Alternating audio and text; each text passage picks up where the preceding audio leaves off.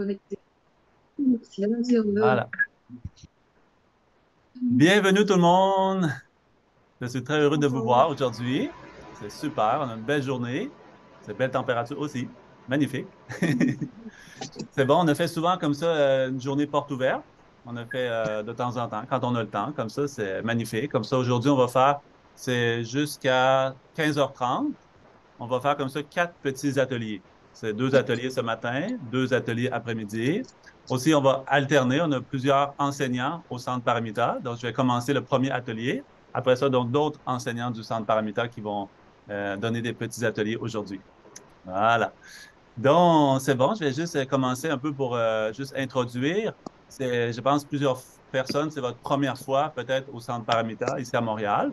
Notre centre, en général, le centre Paramita, existe depuis maintenant cette année, ça fait 20 ans. Depuis 20 ans, ça a commencé plus à Québec, à la ville de Québec.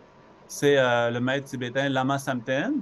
C'est lui qui a fondé notre centre. Donc, il est arrivé, lui, c'est au Canada un peu avant l'an 2000. Donc, tranquillement, au début, il avait été invité par des gens de Chicoutimi. Il est resté un peu dans le nord avec la neige, se rappeler le Tibet. Donc, comme ça, il est resté quelques temps là-bas. Après, il a commencé à apprendre le français. Et donc, après, il a déménagé à Québec.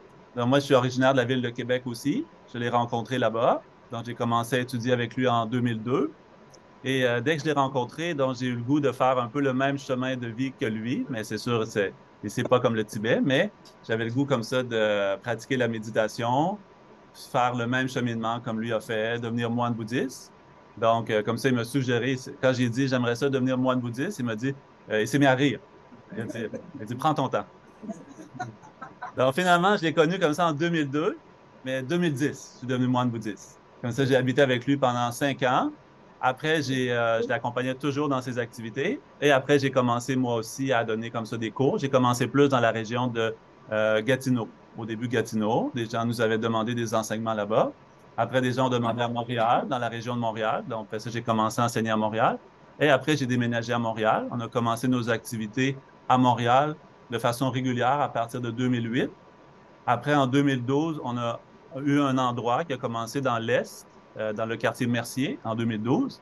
Et après, on a trouvé l'endroit ici en 2016. Donc, on est installé ici depuis 2016. Donc, vous êtes très bienvenus. Toujours, si aussi vous êtes des fois de passage, de visite dans d'autres villes, ou si vous avez la famille, donc vous pouvez visiter d'autres centres Paramita aussi dans plusieurs régions du Québec. OK? Il y a plusieurs centres à différents endroits.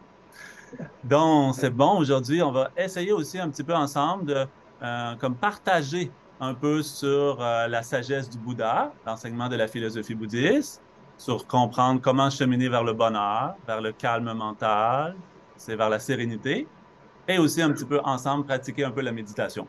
Un petit peu essayer ensemble aujourd'hui, expérience de méditation. Peut-être parmi vous, peut-être plusieurs personnes, vous avez déjà beaucoup d'expérience de méditation.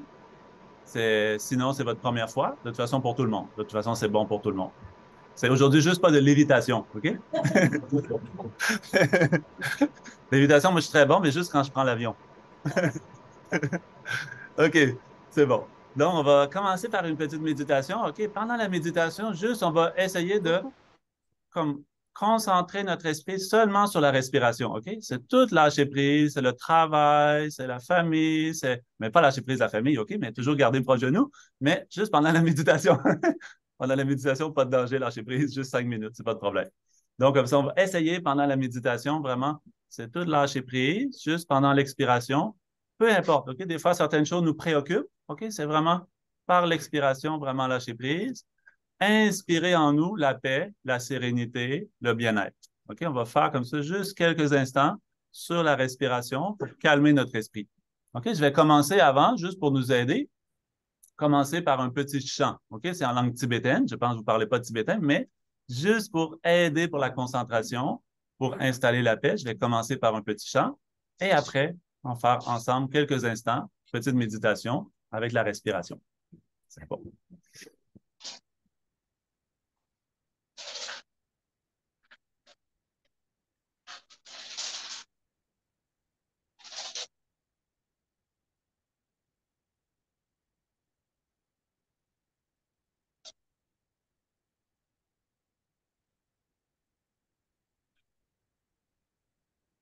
Oh.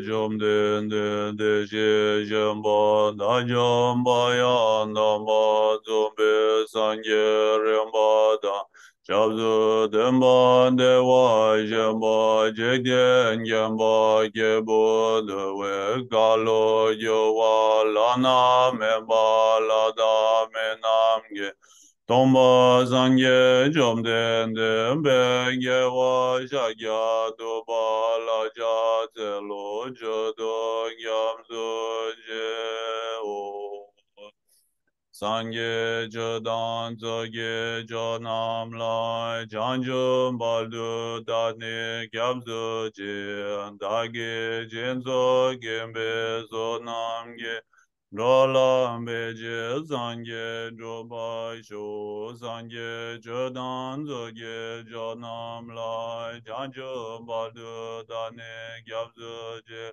Nage jenzo gebe zonam ge dola benje zangye dobai doba long me ye la ye wa je yanda de la de shin je ma ye je ne lang don sun de we la nyen de ye la ge wa jin ge lo Log me ye la ye wa ji je jin yanda de la zi jin zhe ba yi shi ne lang dong zun de zhe wei lam nian de ye la ye wa jin ge lo.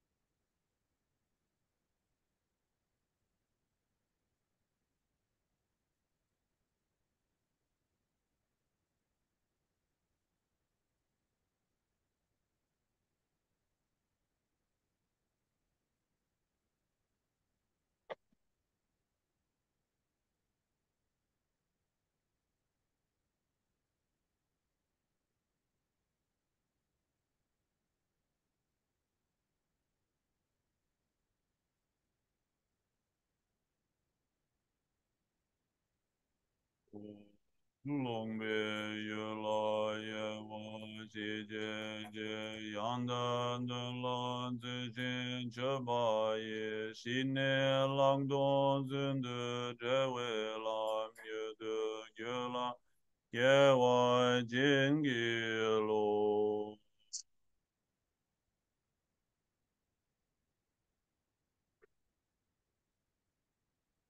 Ok, c'est bon tout le monde?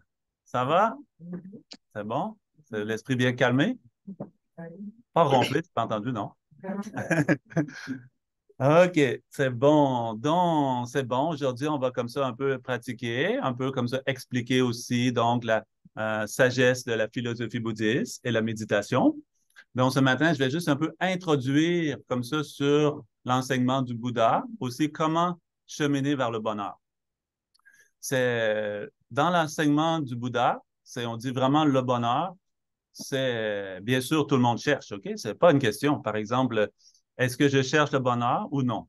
OK? Je pense pas. Exemple, si vous demandez à votre chien, votre chat, ou peut-être vous avez oiseau, souris, je ne sais pas quel animal vous avez, mais c'est comme ça notre animal. Comme ça, c'est on lui demandait la question, est-ce que tu cherches le bonheur? Même s'il n'y a pas de vocabulaire pour dire oui ou non, quand même, il cherche le bonheur. Qu'est-ce qui est, c'est quand on prend bien soin de lui, c'est quand on lui donne la bonne nourriture. C'est d'habitude, il y a toujours la même nourriture. Si on change un peu la nourriture, il est plus content. Comme nous, quand on va au restaurant. Plus content que manger toujours les restants. Donc, comme ça, notre animal, il cherche la même chose que nous. Tous les êtres vivants, on cherche la même chose. Aussi les moustiques, quand même. Le moustique, un peu nous dérange, mais il cherche le bonheur lui aussi, j'imagine. Donc, comme ça, tous les êtres, on cherche le bonheur, mais trouver le bonheur, c'est pas facile. Regarde dans notre monde maintenant, combien de difficultés. Regarde dans certains endroits où il y a plus de pauvreté, combien de difficultés. Ou la maladie. Ou, par exemple, des fois, les gens, ça va très bien extérieurement. Pas de problème extérieur, OK? C'est l'abondance, c'est la santé, tout va bien, bon travail. Mais intérieurement, pas trouver vraiment de joie ou de sérénité, de paix, OK? Beaucoup de problèmes. Comme ça, comme un grand maître indien, bouddhiste, il dit, c'est dans le monde deux sortes de problèmes. Pour les moins bien nantis, c'est la souffrance physique. Pour les mieux nantis, souffrance mentale, émotionnelle. C'est vrai, OK, de nos jours. J'ai entendu, c'est dans certains pays comme Europe ou en Occident, beaucoup de gens de nos jours besoin de prendre certains médicaments pour l'esprit, pour la dépression, pour dormir, etc. OK? Donc, tout ça vient principalement de méconnaissance de notre esprit. Parce qu'on a appris beaucoup de choses à l'école, dans notre société, très développée sur la connaissance de technologie, mathématiques, les langues, géographie, histoire, beaucoup de sciences, beaucoup de connaissances. Juste un sujet qu'on a oublié, comment trouver le bien-être et le bonheur. Donc, le bien-être, le bonheur, s'il dépendait de conditions extérieures, on aurait déjà toutes les meilleures ressources pour le trouver. Dans notre pays, exemple en Occident, ou l'éducation qu'on a, le système d'éducation, si c'était les conditions extérieures qui nous apportaient le bonheur, quand on a accès à toute la technologie, toutes les conditions matérielles, toute l'éducation, tout le monde serait parfaitement heureux.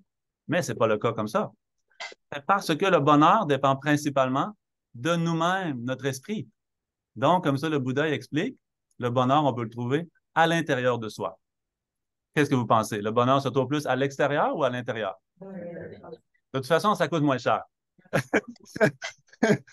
C'est c'est ça, les deux, c'est bon. Les deux, on a besoin de certaines choses extérieures aussi pour être heureux, pour être bien confortable. C'est ce minimum, quand même les grands yogis, grands pratiquants qui méditent quand même dans la nature, quand même, ils ont besoin quand même une bonne grotte pour méditer.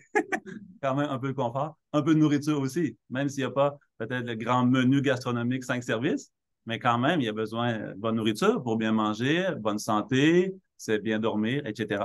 Donc, comme ça, on a besoin tout de conditions extérieures, mais juste les conditions extérieures qui vont nous apporter le bonheur, c'est ça. On a beaucoup l'expérience maintenant de nos jours en Occident. Non, c'est pas suffisant.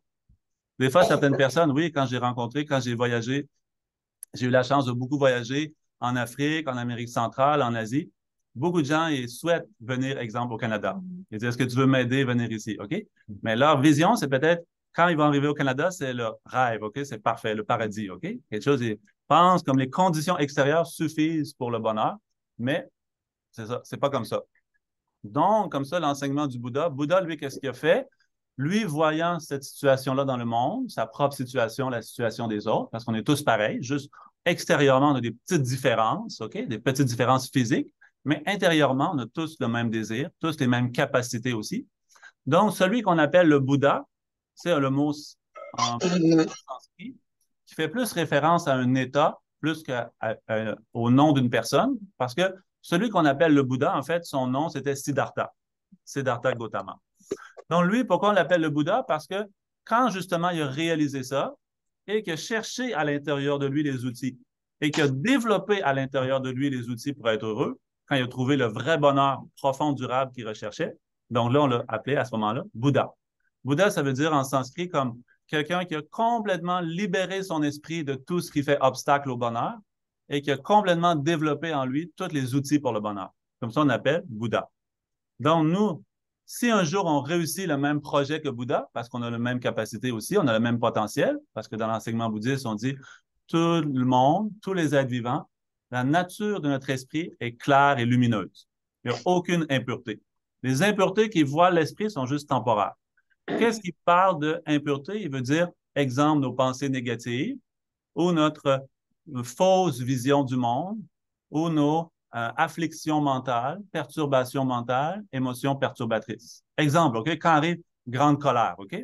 Est-ce que la colère fait partie de moi ou juste une perturbation temporaire? C'est juste une perturbation temporaire, comme par exemple les nuages et le soleil. En aucun cas, on va penser que le nuage est le soleil. Le nuage, c'est quelque chose qui voile temporairement le soleil, mais il n'y a rien changé au soleil. Une journée très nuageuse, même s'il pleut pendant 10 jours et qu'on ne voit pas vraiment le soleil pendant 10 jours, le soleil n'a rien changé. Donc, nous aussi, même si on vivait une grande dépression, grande anxiété, quoi que ce soit, grande colère, la pire du monde, ça n'a rien changé à la nature pure, claire et lumineuse de notre esprit. Donc, Bouddha explique comme ça.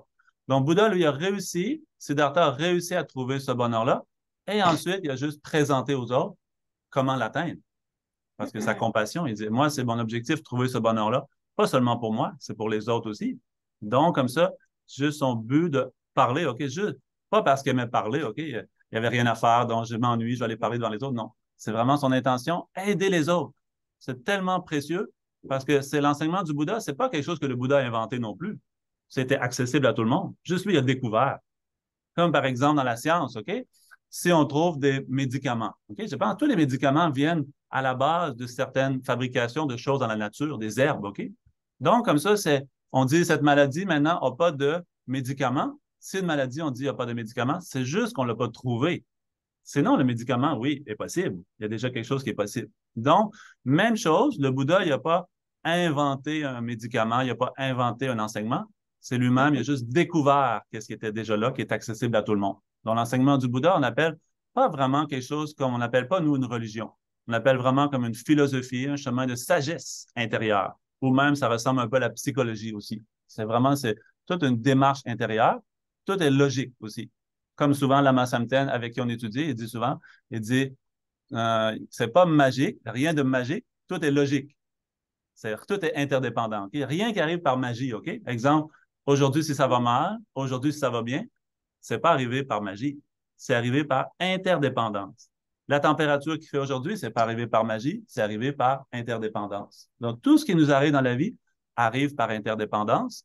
Donc, notre bonheur ou notre malheur, quand on va bien, quand on va mal, ça arrive par interdépendance. Est-ce que ça arrive principalement à cause d'éléments extérieurs? Exemple, quelque chose qui m'arrive à l'extérieur, ça garantit que ça va mal. Par exemple, OK, des fois, si notre équipe de hockey, si l'équipe de hockey perd, oh, ça va mal, OK? Mais non, certaines personnes à côté, lui, il s'en fout du hockey, ça va bien. C'est pas la condition extérieure qui fait le bonheur ou la souffrance. Des fois, dans la même situation, plusieurs personnes vivent la même situation, mais certains sont heureux, certains sont malheureux. Donc, ça nous montre que ce n'est pas la situation extérieure à elle seule qui va faire qu'on va être heureux ou malheureux. C'est beaucoup plus qu'est-ce que nous, on perçoit de cette situation-là. Donc, si on comprend comme ça, maintenant, regarde tout le temps qu'on passe dans notre société à chercher le bonheur. On met toujours l'énergie pour le bonheur, mais en cherchant plus à l'extérieur. Courir au centre d'achat, ou plus sur Amazon. Sur Amazon, centre d'achat. Toujours à l'extérieur, courir, courir. Moi, j'ai moins l'expérience maintenant. Quand j'étais plus jeune, oui, j'aimais ça aller toujours dans les choses, beaucoup d'agitation, les bars, tout ça, mais maintenant, j'ai moins l'intérêt. J'aime toujours plus rester dans le centre, méditer, lecture, un peu parler au téléphone. Comme ça, c'est moins le goût d'aller dans l'agitation à l'extérieur. Donc, hier, je suis allé juste prendre une marche sur la rue Mont-Royal. J'ai vu beaucoup de gens, beaucoup de bruit, beaucoup de choses. J'ai dit, hey, c'est vrai. Donc, comme ça, souvent, on va chercher beaucoup à l'extérieur de nous le bonheur. Mais à l'extérieur, c'est possible de trouver du bonheur, mais juste pour un petit moment. Exemple, ce soir, je vais manger un bon repas au restaurant, je vais voir un bon spectacle, bons amis que je rencontre, tout ça. Tout est plaisant, tout est agréable, sensation agréable, c'est vraiment plaisant. Mais quand la soirée est finie, le plaisir finit en même temps. Impossible de revoir demain le même bonheur, OK? Juste si je me rappelle un peu, oui, c'est possible, mais pas vraiment revivre l'expérience. Alors que quand je développe des outils à l'intérieur de moi pour trouver le bonheur, ceux-là sont accessibles tout le temps. Puis ils grandissent tout le temps. Le bonheur à l'extérieur, lui, il ne grandit pas tout le temps, OK? Par exemple, OK? Quand vous avez froid, là, ce n'est pas le bon temps pour ça. Maintenant, si vous avez chaud, OK? Si vous avez chaud, puis là, vous allez devant l'air climatisé. OK? Vous dites, ah, ça fait du bien. Mais si vous restez plus longtemps, est-ce que toujours le bien augmente? Le bonheur augmente ou un jour, pas un jour, mais après quelques minutes, le plaisir devient désagréable? Même chose quand l'hiver, il fait froid, OK? C'est, exemple, quelque chose, on se réchauffe les mains ou on se met les mains proches du feu, mais après, tranquillement, ça nous brûle. Donc, pensez réellement, cherchez réellement à l'extérieur de vous quelle sorte de plaisir qui, à son contact, va toujours augmenter. Il n'y en a aucun. C'est impossible de trouver. Tôt ou tard, il se transforme en sensation désagréable. Même les personnes qu'on aime le plus. Trop longtemps à leur contact, c'est possible d'avoir certaines sensations désagréables. OK? Ça nous montre que ce n'est pas à l'extérieur de nous que c'est vraiment le bonheur. Donc, si on le cherche à l'intérieur de nous, évidemment que oui. OK? Donc, si nous-mêmes, on ne l'a pas essayé, peut-être c'est dur d'y croire au départ, mais quand vraiment on prend le temps de chercher, d'analyser, puis de cultiver ça à l'intérieur de nous, ça devient de plus en plus évident que cette recherche de bonheur qu'on a constamment, tranquillement, passe de plus en plus vers l'intérieur que l'extérieur.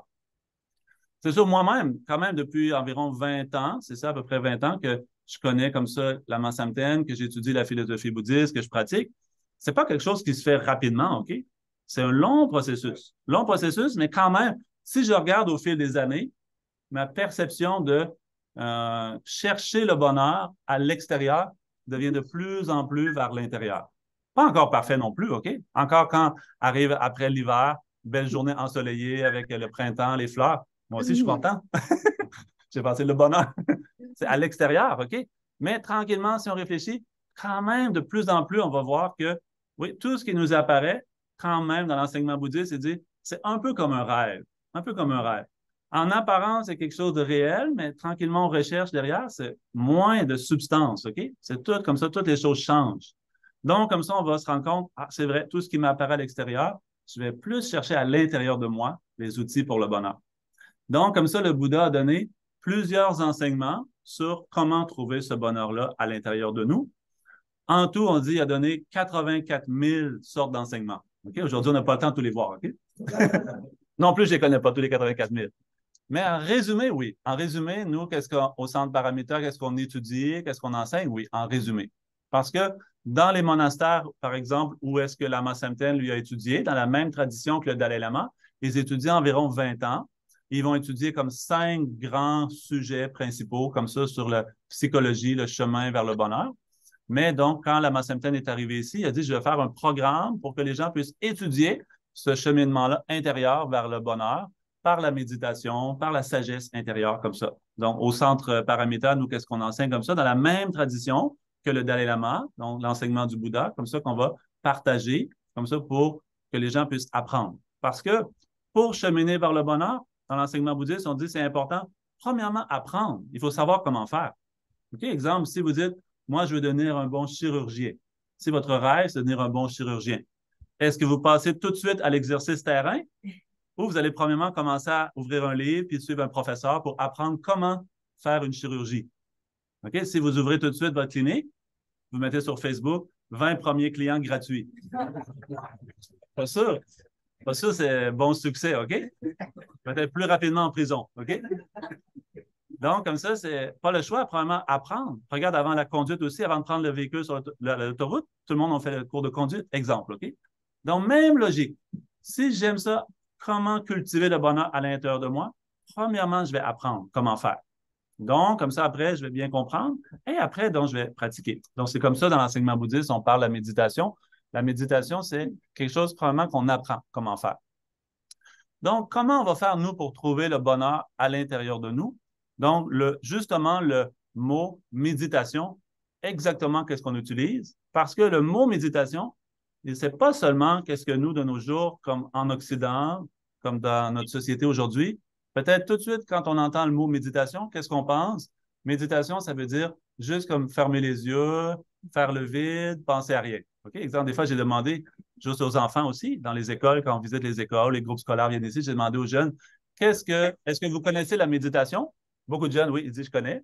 Ils disent, oui, la méditation, il faut que tu t'assoies les jambes comme ça, avec les mains comme ça sur les genoux. Donc, tu fermes les yeux, tu fais Om. Comme ça, c'est la vision, OK? Stéréotype un peu de la méditation. Mais c'est bon, OK? C'est bon que les gens aient déjà une ouverture pour la méditation comme ça, mais la méditation, c'est beaucoup plus que ça. Dans l'enseignement de la philosophie bouddhiste, la méditation, c'est possible de pratiquer 24 heures par jour. Pas besoin d'avoir une posture spécifique, pas besoin d'un endroit spécifique. La méditation, ça veut dire 24 heures par jour, essayer 24 heures par jour, toujours garder notre esprit dans le positif. Est-ce que c'est possible comme ça, vous pensez? Mais exemple, OK, je vais dire, si quelqu'un, vous voyez comme Cirque du Soleil, quelqu'un un funambule, OK, il marche sur la corde, il fait des pirouettes, il saute dans les airs et tombe sur la corde. Donc, est-ce que cette personne-là, vous pensez à le pratiquer juste 1 minute, 5 minutes, 5 jours? C'est beaucoup, beaucoup, beaucoup d'heures, beaucoup d'années de pratique, OK? Donc, même logique. Si vous dites maintenant, moi, j'aime avoir mon esprit toujours dans le positif. Exemple, la même maîtrise que ce funambule a sur la corde. Est-ce que vous avez besoin de pratiquer? Bien sûr que oui, même logique. Donc, comme ça, de penser, moi, je vais pratiquer juste 5 minutes, 10 minutes, juste une fois, une semaine, un mois, et je vais devenir toujours dans la sérénité, toujours être zen. C'est pas sûr, OK? À moins que vous soyez grande, extrême, grande capacité, OK? Sinon, c'est pas le choix, vraiment prendre le temps, grande habitude, comme ça. Donc, le mot méditation, en langue tibétaine, gum, ça veut dire habituer. Habituer mon esprit. Donc, j'ai besoin comme ça de cultiver, habituer mon esprit à toujours rester dans le positif. Donc, comment je vais faire? Donc, je vais apprendre. Qu'est-ce qui est positif? Donc, tous les états d'esprit positifs que je peux cultiver. Par exemple, le calme intérieur.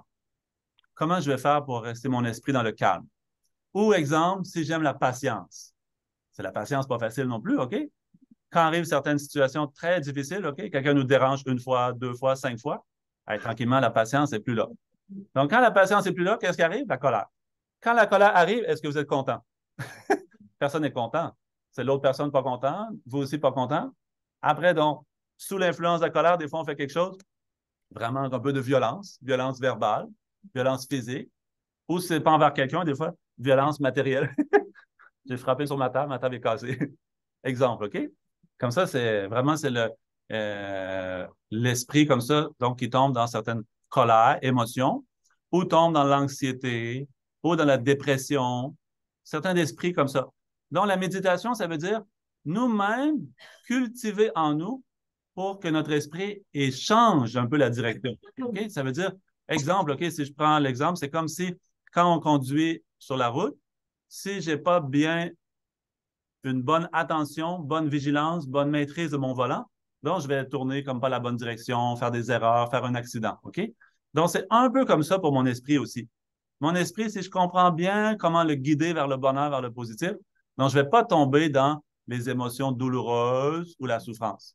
C'est vraiment tout sur l'entraînement de l'esprit. Donc, comme ça, l'enseignement bouddhiste, ça veut dire nous-mêmes apprendre comment faire, comment cultiver les états d'esprit positifs à l'intérieur de nous.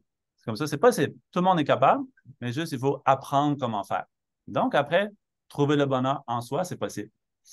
Donc, si on regarde dans l'enseignement bouddhiste, Bouddha, il dit, mon propre protecteur, c'est moi-même. Aussi, mon propre ennemi, c'est moi-même. Regarde notre vision, OK? Quand arrive un problème, OK? Exemple, vous avez un problème avec quelqu'un.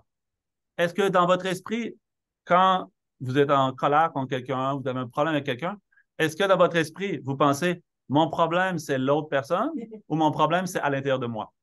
Qu'est-ce que vous pensez? Moi, je pense à ce moment-là, le problème apparaît à l'extérieur. Le problème apparaît vraiment à l'extérieur, OK? C'est moi aussi, cette impression-là arrive, OK? Mais tout de suite, je le connais. Tout de suite, en même temps que ça apparaît, je dis, oh, maintenant, je n'ai pas bien encore compris. Pas encore tout à fait compris. Le problème à l'extérieur dépend surtout de mon état à l'intérieur. Donc, comme ça, c'est possible en prenant conscience comme ça que comment notre esprit fonctionne pour plus cheminer vers le bonheur. Par exemple, OK? Dans l'enseignement bouddhiste, il dit notre ennemi, ça veut dire c'est quoi? Nous-mêmes, mais pas seulement nous-mêmes, c'est Comme j'ai parlé tantôt, les nuages, les voiles sur notre esprit. Par exemple, ma colère. Par exemple, mon inquiétude. Par exemple, mon anxiété. Trop d'agitation mentale. Trop de jalousie. Trop d'orgueil. Trop d'ego. C'est eux mes vrais ennemis. Si eux ne sont pas là, je ne vais jamais trouver un ennemi à l'extérieur.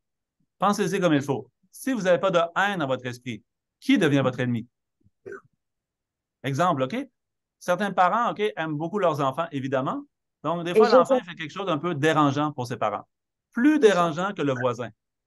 Mais dans l'esprit du parent, le voisin apparaît comme son ennemi, son enfant moi, le apparaît bouddhiste. comme son proche, précieux. Donc, c'est à cause que dans son esprit, il n'y a pas la haine envers son enfant. Donc, comme ça, si nous-mêmes, on n'a pas de haine dans notre esprit, on n'aura pas d'ennemi. Donc, comme ça, notre vrai ennemi, qu'est-ce qui perturbe notre bonheur? C'est pas tant les choses à l'extérieur, c'est notre esprit intérieurement. Et nous, ce qui est très difficile à reconnaître dans tous nos ennemis intérieurs, on dit un, c'est trop d'attachement. On appelle comme le désir-attachement. Beaucoup de formes de désir sont très positives. Par exemple, le désir d'être une bonne personne, le désir d'être heureux, le désir d'apporter du bien-être autour de nous. Tous ces désirs-là sont positifs, mais la nature même de certains désirs est toujours de sans limite. Exemple, dans l'enseignement bouddhiste, il parle comme un petit peu, désir ressemble un peu à boire de l'eau salée.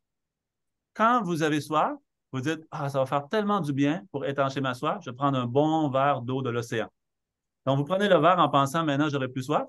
Quand vous avez fini le verre, encore plus soif qu'avant. Donc, la nature même de certains désirs, trop dans l'attachement, est jamais satisfait. Regarde, comme quand même, si on achète quelque chose de nouveau, on dit, ah, maintenant, je suis satisfait. Mais non, encore sur la publicité, il montre d'autres choses, nouvelles choses. Encore, j'ai le goût d'acheter cette chose-là. C'est, je pense, jamais fini notre désir. Donc, comme ça, trop de désir, d'attachement crée beaucoup de souffrance. Par exemple, si je désire quelque chose, exemple, si je dis, cet hiver, je désire aller en voyage, je désire avoir cette voiture, OK? Mais si je n'ai pas capable de l'avoir, si je ne suis pas capable d'aller en voyage, qu'est-ce que je vais avoir dans mon esprit? À cause que je n'ai pas réussi à combler mon désir, insatisfait. Exemple, si vous prenez l'avion, l'autobus, vous aimez ça de côté de la fenêtre, OK? Mais si une personne prend votre place et dit non, moi je m'assois ici, donc vous n'êtes pas aussi pas content parce qu'il y a dérange, vous aimez avoir cette place-là. Donc, quand notre désir n'est pas comblé, on n'est pas content. Si mon désir est comblé, quand même, exemple, OK, si aujourd'hui j'ai acheté une belle nouvelle voiture, quand même, j'ai bien comblé mon désir, mais maintenant j'ai peur. Si quelqu'un y vole, si quelqu'un la brise, maintenant l'inquiétude commence. Comprenez-vous? Donc, plus que mon attachement est grand vers quelque chose, plus que l'inquiétude est grande, plus que la souffrance est grande. Après un jour, pas le choix, parce que tous les phénomènes matériels sont impermanents. Donc, un jour, pas le choix, ma voiture va être brisée. Un jour, pas le choix, je vais peut-être la perdre ou quoi que ce soit. Donc, à ce moment-là, encore souffrance. Donc, ce problème ne vient pas de la voiture. Le problème vient de mon attachement. Par exemple, OK? C'est au départ, vous venez juste d'acheter un beau sofa. Très joli, très propre, magnifique, OK? 2, 3 jours après, c'est votre chat et fait quelque chose avec détruit, brisé. Oh, maintenant vous n'êtes pas content. Exemple, OK? Donc, c'est au départ, mon objet matériel.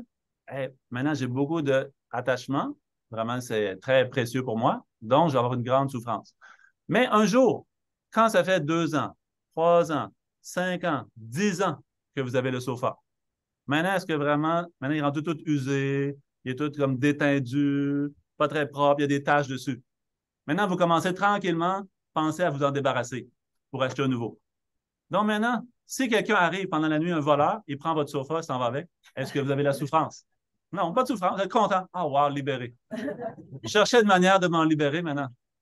Donc, au départ, ce qui me faisait de souffrance de perdre, à la fin, j'ai la souffrance de le garder. Comprenez-vous? Donc, le problème vient pas de l'extérieur. C'est comment mon esprit interagit avec cette chose-là. Donc, même chose avec les gens. Comment je vais percevoir une personne va faire que je vais vivre différentes émotions. Donc, c'est pour ça qu'on devrait nous-mêmes voir en nous comment la haine, la jalousie, l'attachement va créer des problèmes dans nos relations avec les autres. C'est ça qui crée nos souffrances. Moi, si je suis en colère contre une personne, la personne, elle vit sa vie bien tranquille. C'est moi qui souffre. Pas beaucoup de choses pour l'autre personne. Garder le sentiment de rancune pendant 1 an, 2 ans vers quelqu'un, la personne vit sa vie tranquille, c'est moi qui souffre. C'est pas beaucoup d'avantages. Donc, en comprenant comme ça comment moi je veux le bonheur, comment j'ai le droit au bonheur, donc avoir la compassion pour soi-même, penser, hey, maintenant c'est important que je utilise les outils qui sont accessibles à moi pour trouver le bonheur. Donc, comme ça, je vais essayer de cultiver les états d'esprit positifs pour me libérer de cette émotion-là. Donc, pour se faire comme ça, comme j'ai dit tout à l'heure, c'est pas tout de suite, c'est quelque chose comme par la logique, par la sagesse. C'est pas tout de suite, mais comme ça, en apprenant comment faire, en étudiant comment faire, donc je vais trouver des bons outils pour cheminer, trouver la paix, le bonheur à l'intérieur de moi. Mais de toute façon, qu'est-ce qu'on explique dans la philosophie bouddhiste? De toute façon, si on veut le bonheur, le Bouddha a donné son enseignement, tout le bonheur qu'on recherche à l'intérieur de nous, c'est résumé en deux outils pour y arriver. En sanskrit, on appelle shamatha et vipassana. Okay? Deux mots sanskrit. Comment on traduit en français? Shamatha, on traduit par calme mental et vipassana par vision supérieure. Donc, le chemin principal de l'enseignement du Bouddha, c'est vipassana, le chemin de la vision supérieure, ça veut dire le chemin de sagesse. Comprendre comment notre esprit fonctionne, nous-mêmes désamorcer tout ce qui nous nuit et cultiver tout ce qui nous fait du bien. Comme un bon jardinier. Il sait exactement les mauvaises herbes, il les enlève. Dès qu'il les voit apparaître, il les enlève. Il cultive toujours les bons légumes, les belles fleurs. Son jardin est magnifique. Si vous aussi, vous devenez comme ça expert dans la connaissance de votre esprit, comment cultiver à l'intérieur de vous, sans cultiver les négativités, vous-même, vous allez devenir facilement heureux et serein. C'est accessible à tout le monde. C'est juste qu'on n'a pas appris comment faire dans notre société. Donc, comme ça, c'est notre cheminement comme ça. Donc, shamatha, vipassana. Vipassana, la vision supérieure, le chemin de sagesse. Mais lui, pour le cultiver correctement, il faut qu'il soit bien soutenu par sa fondation, qui est le calme mental, shamatha. Donc, pour cette raison-là, dans l'enseignement bouddhiste, on commence par la pratique de calme mental. Aussi à notre centre, principalement, quand on commence, c'est notre formation, un peu comme pour apprendre qu'est-ce qui est important, apprendre comment méditer pour trouver le calme mental. Donc, comme ça, c'est un enseignement comme ça qu'on donne comme ça au centre Paramita principalement. Donc, c'est pour trouver le calme mental, qu'est-ce qu'on a besoin principalement? C'est cultiver, c'est les outils. Comme peut-être vous voyez ici sur l'image, OK? Tout à l'heure, c'est tantôt, il va y avoir d'autres ateliers, OK? D'autres enseignants du centre aussi vont expliquer un peu plus en détail. Ce matin, moi, je fais juste un peu introduire. Après, durant la journée, il va y avoir d'autres explications plus détaillées, OK? Mais quand même, dans l'image ici, c'est aussi, vous pouvez voir plus en détail ici, ou vous pouvez même prendre à la sortie, il y a un petit flyer, OK? L'image, vous pouvez le prendre, l'apporter avec vous, OK? C'est tout expliquer le chemin de méditation, comment trouver le calme mental. Donc, sur l'image, il y a beaucoup de symboles, mais principalement dans l'image, comme l'éléphant, c'est notre esprit. Il dit, Bouddha explique, l'éléphant fou de notre esprit. C'est vrai, des fois, notre esprit est fou, OK? Parce que le soir, on dit, c'est temps de me reposer, mais lui, il commence à faire des folies. Ça n'a pas de sens, OK? Notre esprit n'est pas calme. Donc, le sens de la méditation, c'est premièrement devenir maître de son esprit. Soi-même, OK, mon esprit, tu vas faire comme ça, il écoute. Maintenant, c'est l'esprit le boss. C'est pas nous qui n'avons pas beaucoup de contrôle, OK? C'est lui qui décide qu'est-ce qu'on fait. C'est ça. Donc, la méditation va nous aider à devenir maître de notre esprit. C'est nous qui choisissons. Moi, j'essaie de dormir pendant combien d'heures? Je suis capable de choisir, OK? C'est quand on n'a pas maîtrise de notre esprit, l'esprit fait plein de choses. C'est comme vraiment fou, OK? Donc, l'éléphant fou de notre esprit, on peut le calmer surtout avec la corde de l'attention. Donc, dans l'image, il représente comme ça l'attention par une corde qui va tranquillement donc apaiser notre esprit. Donc, c'est qu'est-ce qu'on explique comme ça premièrement. Donc, comme ça, on va essayer encore ensemble, OK? Une petite méditation, juste quelques minutes comme tout à l'heure, juste comme ça de maintenir notre esprit avec l'attention sur le mouvement de la respiration. C'est la respiration, OK? C'est comme vous essayez comme d'attacher avec la corde de l'attention votre esprit pour qu'il reste toujours concentré dessus. Quand votre esprit est capable de rester concentré sur une chose à la fois comme ça, naturellement, la paix s'installe en vous. Quand l'esprit pense à ci, à ça, à gauche, à droite, passé, futur, donc il n'est pas calme, on ne trouve pas la paix intérieure. Pour trouver la paix intérieure, on a besoin d'une bonne attention. Donc, l'attention, tout le monde peut la cultiver, OK? Des fois, quelqu'un dit, ah, moi, j'ai déficit de l'attention, hyperactivité. Non, c'est juste parce qu'on n'a pas assez cultivé l'attention. Si vous cultivez plus, vous allez avoir plus. Donc, votre déficit de l'attention aussi diminuer. Donc, après, c'est nous aussi. Moi aussi, j'ai déficit de l'attention, tout le monde. Si on n'a pas assez d'attention, de toute façon, des fois, on oublie quelque chose, distrait. Donc, tout le monde, comme ça, on peut cultiver plus d'attention. On va essayer ensemble juste quelques instants sur la respiration, essayer de cultiver comme ça et de garder notre esprit vraiment concentré. 我有乐也我是姐姐，阳光的老子心，这把也是你朗东是的这为了女的给了。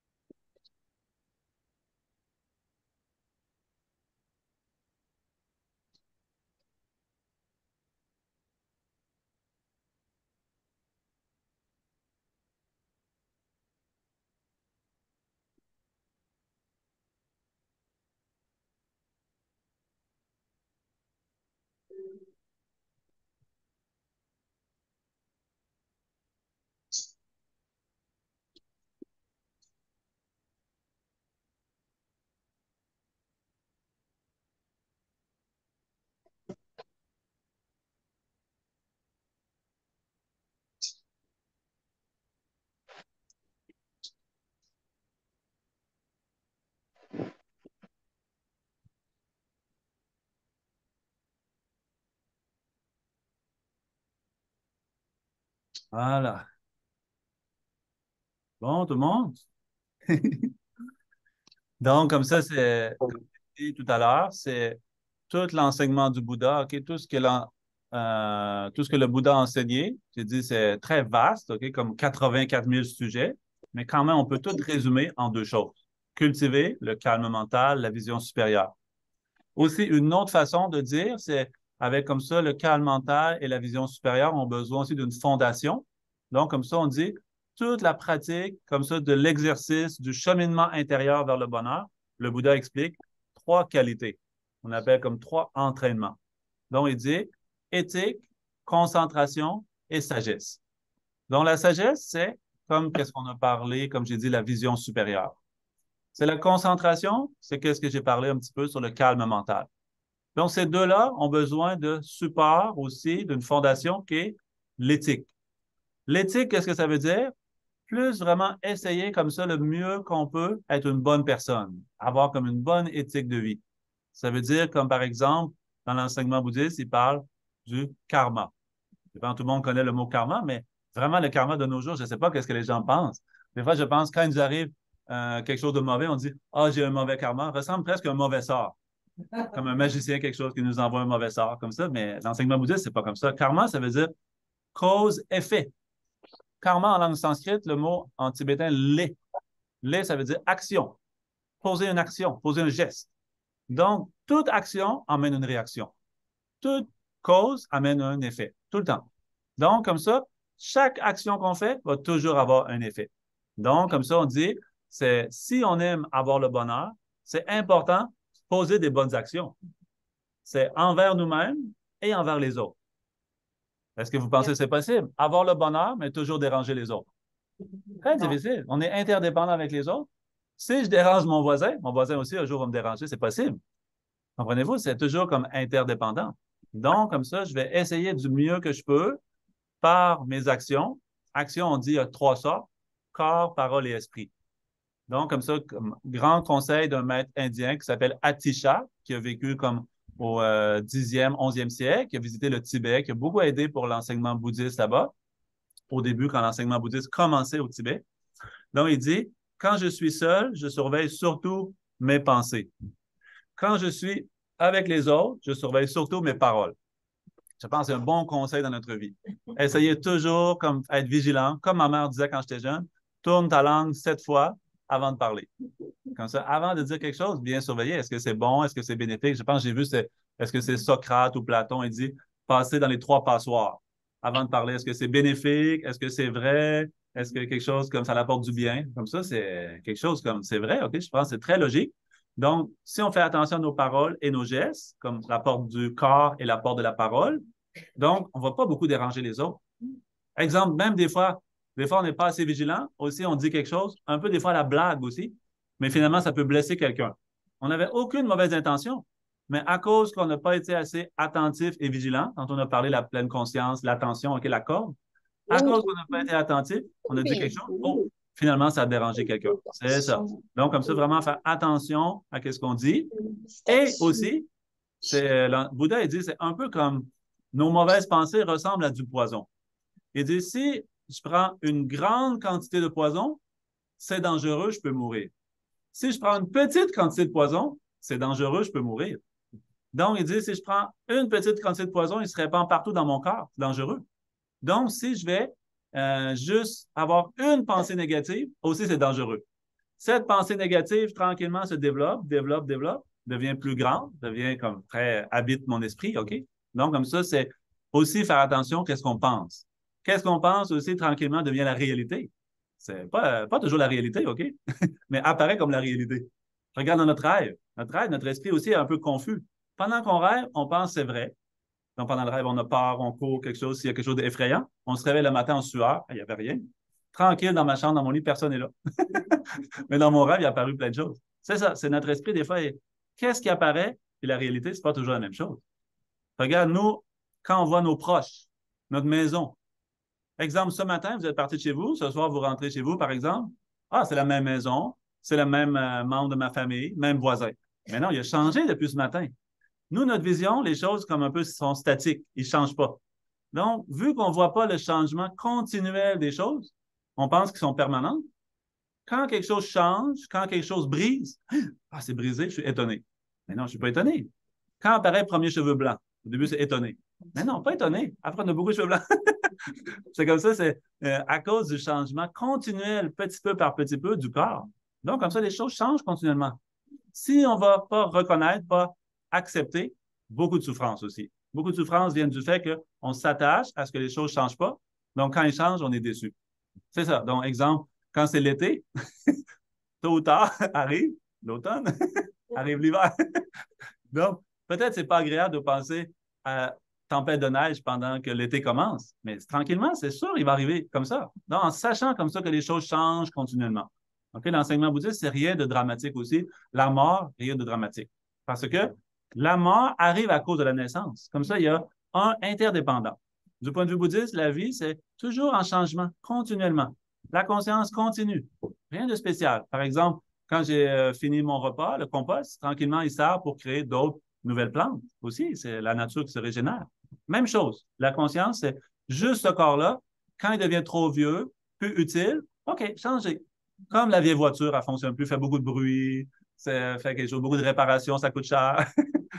Le vêtement tout usé. OK, changez, achetez un nouveau. On est content. Content de nouveaux vêtements, content de nouvelles voitures. Donc, content. C'est la fin de la vie, pas de rien de dramatique. Juste accepter. Changement comme ça. Donc, si comme ça on accepte changement, l'impermanence aussi, on voit plus la réalité, beaucoup plus facile la vie. Beaucoup plus facile. De toute façon, pas le choix. Si on n'accepte pas, je te dis, si je dis, non, moi, je n'accepte pas un jour la mort, donc s'il te plaît, viens pas dans mon côté. Mais la mort vient quand même, de toute façon. C'est rien à faire. Juste nous-mêmes, comme réfléchir un peu, très bénéfique comme ça, très bénéfique, petit peu par petit peu. C'est trop vite, ça ne marche pas non plus, mais petit peu par petit peu, c'est beaucoup de choses qu'on peut faire. OK, comme ça, je vais arrêter pour notre premier atelier. OK? Donc, comme ça, on prend une petite pause, OK? Pendant jusqu'à 11h15. Après, on va avoir d'autres enseignants. Donc, aujourd'hui, on a comme ça 4 petits ateliers. Vous avez la chance aussi, si vous aimez rencontrer les enseignants du centre Paramita, c'est beaucoup, OK? Derrière, ici, c'est aussi ici comme Sylvie. C'est derrière aussi Yvan, mais je sais pas maintenant, vous ne voyez pas, c'est derrière, OK? Si vous aimez parler, poser des questions, vous êtes bienvenus, parler à moi ou d'autres enseignants du centre. OK, bonne pause tout le monde. À 11h15.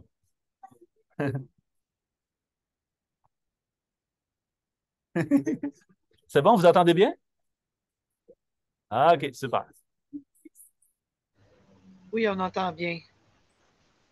On entend très bien, merci. Oui, merci. Merci beaucoup, Jason. Merci.